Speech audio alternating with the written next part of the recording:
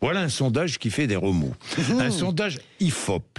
10 000 Français interrogés. Interrogés sur quoi? Sur un second tour présidentiel. On est à 2 ans maintenant. Presque jour pour jour. Hein. 2 ans de la présidentielle. 2 ans. Et 2 noms jaillissent de ce sondage. Oui, Édouard Philippe et Jordan Bardella.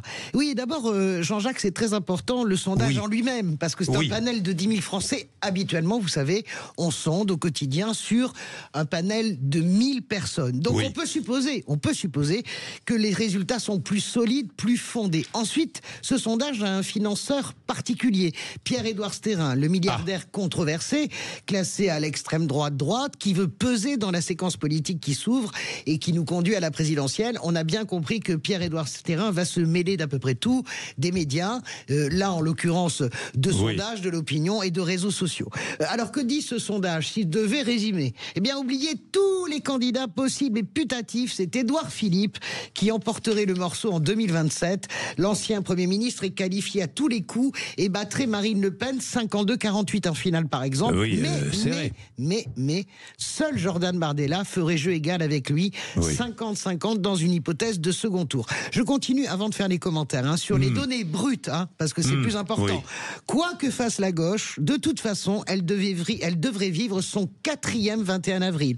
Que ce soit Raphaël Glucksmann, François Ruffin ou Jean-Luc Mélenchon, malgré l'union des Verts, du PS, de Place Publique, du Parti communiste derrière Glucksmann, eh bien, la gauche s'autodétruirait avec un Jean-Luc Mélenchon qui capterait 10 à 13% des suffrages. Que nous dit enfin ce sondage? Dans les grandes lignes, bien sûr, Laurent Wauquiez ferait un petit 3% face à Bruno Retailleau qui ferait un petit 8% et qui, dans un cas de figure assez exceptionnelle, c'est-à-dire un alignement complet des planètes, pourrait accéder au second tour. Sinon, c'est rideau pour les Républicains. Quant à Gabriel Attal, eh bien, il peut oublier ses chères études. Il serait battu à tout coup. À tout coup par Édouard Philippe. Alors, je voudrais vous annoncer un événement sur l'antenne de Sud Radio. Et c'est important parce qu'il s'exprime extrêmement peu. Le 20 mai, je recevrai Édouard Philippe, qui nous a réservé une grosse exclusivité. Le 20 mai, ne ratez rien, vous serez sur Sud Radio, et Édouard Philippe sera mon invité pour une émission spéciale. Bien. Alors, il y a un mais dans votre sondage. Oui, il y en a plusieurs d'ailleurs. D'abord, je trouve complètement fou qu'on puisse sonder toutes les équations possibles que vous voulez et imaginables avec des hérésies. Je prends par exemple la gauche. Pensez-vous vraiment que Raphaël Glucksmann puisse être désigné candidat du PS ou même candidat unique de la gauche hors Mélenchon dans une primaire fermée? Non, évidemment. Les 3/4 du Parti Socialiste n'en veulent pas plus que les Verts ou les communistes.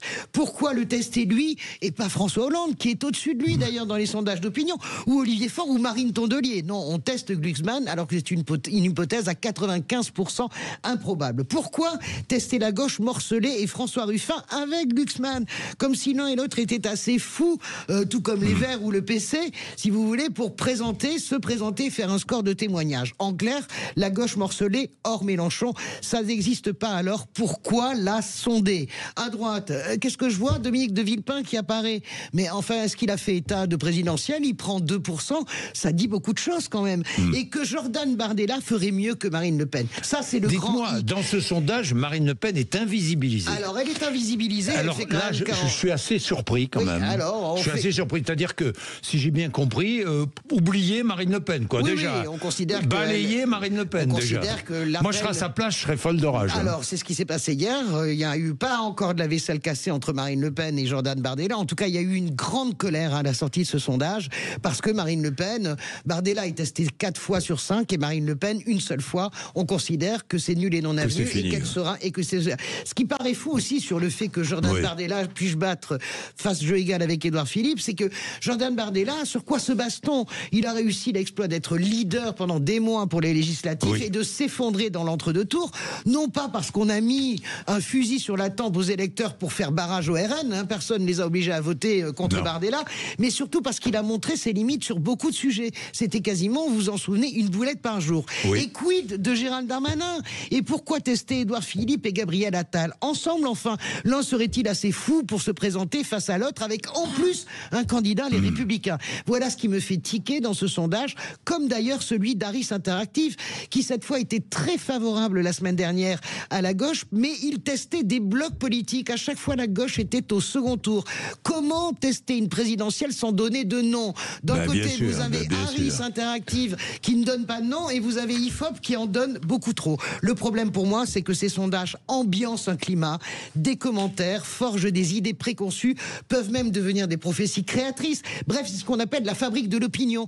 Il va falloir que nous soyons tous, les commentateurs, extrêmement précis. Je ne mets pas en cause les sondeurs, ils font leur job, mais c'est à nous, les commentateurs, de bien décortiquer ces sondages et d'éviter... toujours savoir qui commande le sondage et qui paie le sondage. Oui, et comment il est défini. Quelles sont les questions posées, hein? Voilà, qui paie, comment sont échantillonnés, exactement. Quelles sont les questions posées. C'est à nous d'être plus malins pour démonter la fabrique de l'opinion.